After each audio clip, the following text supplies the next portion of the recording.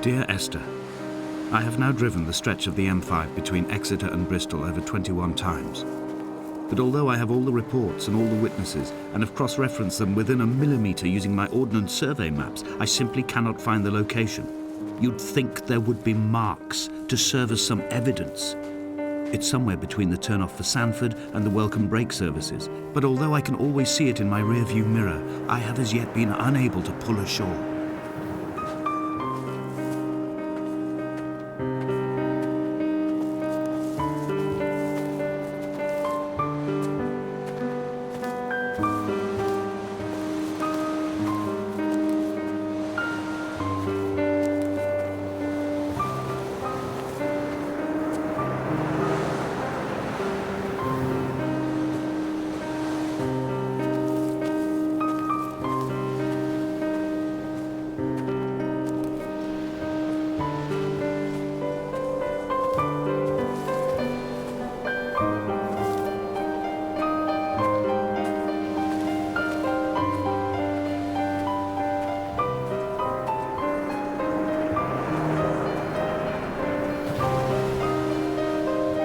I've begun to wonder if Donnelly's voyage here was as prosaic as it was presented.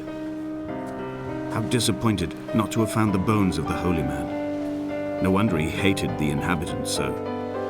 To him they must have seemed like barnacles mindlessly clinging to a mercy seat. Why cling so hard to the rock?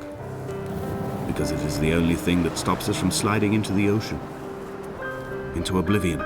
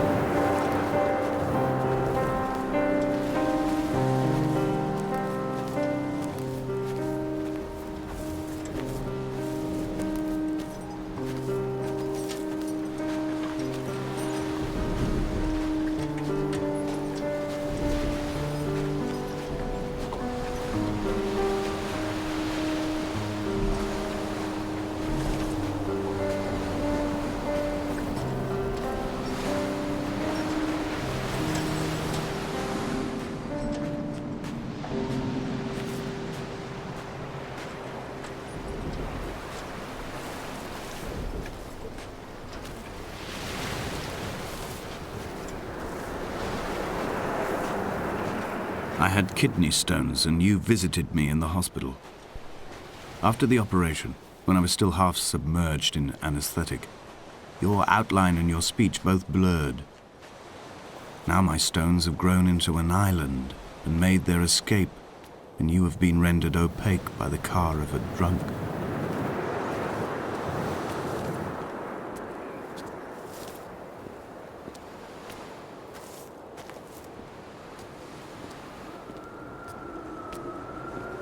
When I first looked into the shaft, I swear I felt the stones in my stomach shift in recognition.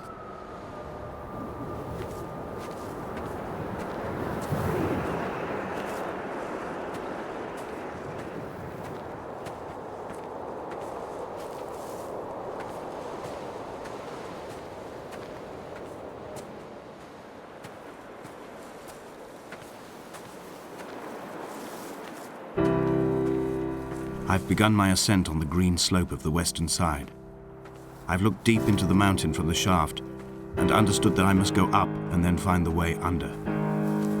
I will stash the last vestiges of my civilization in the stone walls and work deeper from there. I'm drawn by the aerial and the cliff edge. There is some form of rebirth waiting for me there.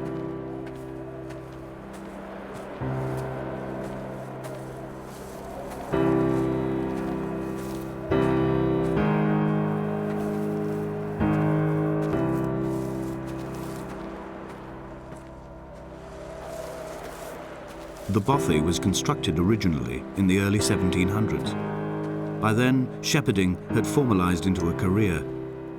The first habitual shepherd was a man called Jacobsen, from a lineage of migratory Scandinavians.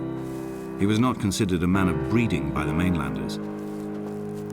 He came here every summer whilst building the bothy, hoping eventually that becoming a man of property would secure him a wife and a lineage. Donnelly records that it did not work. He caught some disease from his malcontented goats and died 2 years after completing it. There was no one to carve white lines into the cliff for him either.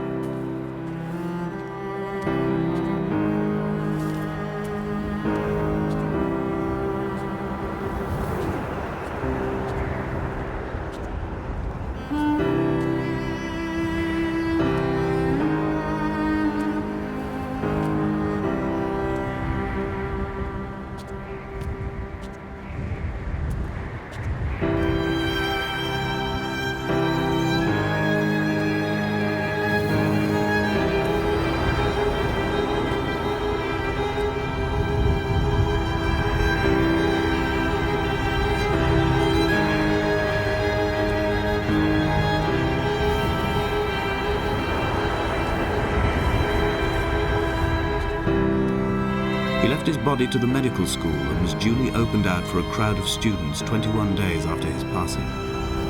The report is included in my edition of his book. The syphilis had torn through his guts like a drunk driver, scrambling his organs like eggs on a plate. But enough definition remained for a cursory examination, and, as I suspected, they found clear evidence of kidney stones. He's likely to have spent the last years of his life in considerable pain. Perhaps this is the root of his laudanum habit. Although its use makes him an unreliable witness, I find myself increasingly drawn into his orbit.